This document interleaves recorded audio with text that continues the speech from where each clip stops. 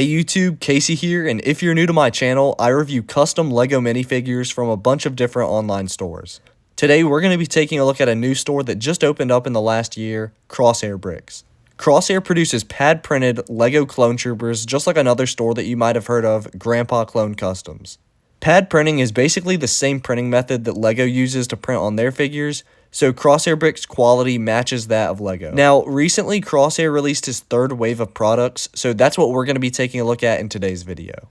Two of the figures in this drop are updated re-releases from his first wave, and these are the 9th Assault Corps Trooper and his Commander Levitt figure.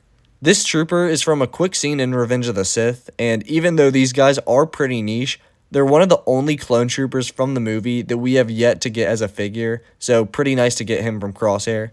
While the design is pretty simplistic, I like how it looks with the gray belt and some of the other details on the torso and legs. Now, while those prints and the ones on the arms are printed by CrosshairBricks, the helmet included on this figure is just one of GCC's replica helmets. And while everything's been pretty good so far here, my first major complaint comes with this big crack on his right arm. For the $18 price that this figure retails for, this really isn't excusable. Obviously, custom minifigures are expensive to produce, so high prices are going to be expected, but that doesn't excuse his lack of quality in the actual parts.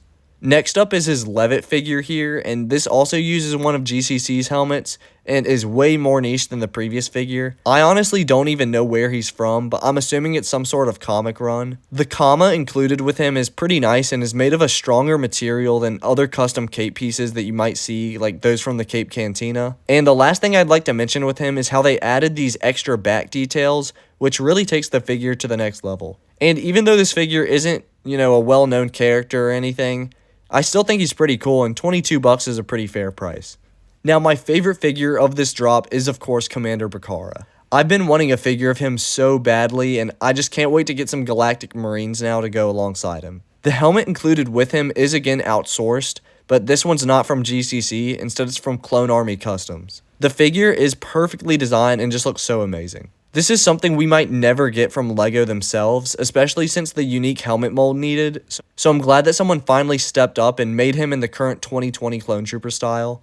Sadly though, there is a bit of smearing or damage on the figure, and there was a little bit on Levitt too. This I don't mind as much as the arm crack, since it just kind of makes the figure look like it has a little bit of dirt or something on it, but as we talked about earlier, for the prices that you're paying, this shouldn't really happen. This figure retails for $24 for the full figure, but CrosshairBricks also had an option available where you could just buy the body without the helmet for $20. The last figure of the drop is Commander Vil, who comes from the Dark Times comic run. This figure uses an official LEGO helmet and print from the 501st Battle Pack from a couple years ago. The cloth pieces are really nice on this figure, and I like the inclusion of the pauldron piece. I also really like the torso details with the ammo strap and the blue color filled in on the back printing.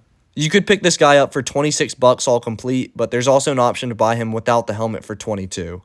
Now, there were some individually sold parts in this drop, and I was able to pick up most of them, but not the 187th replacement arms. These are meant to upgrade your figures from the Republic Fighter Tank set and are a nice pickup if you're into this style of printed arms. Two parts I do have in hand though are the Revenge of the Sith 501st replacement torso, which adds the blue back detailing which wasn't found on the original figure. And the other is the concept version of the torso, which adds just the slightest bit of blue above the box. And honestly, for $4 each, I don't see why anyone would buy these. They're just so unnecessary, especially with there being two different torsos that he released that are almost identical. But the final thing released in this drop was a comma for Commander Thyre. CrosshairBricks released his Commander Thyre figure in his second drop, but this is simply just a comma that you can add to him to upgrade him. And I don't have that figure, but here's what the comma looks like on just a regular shock trooper, and it looks pretty cool.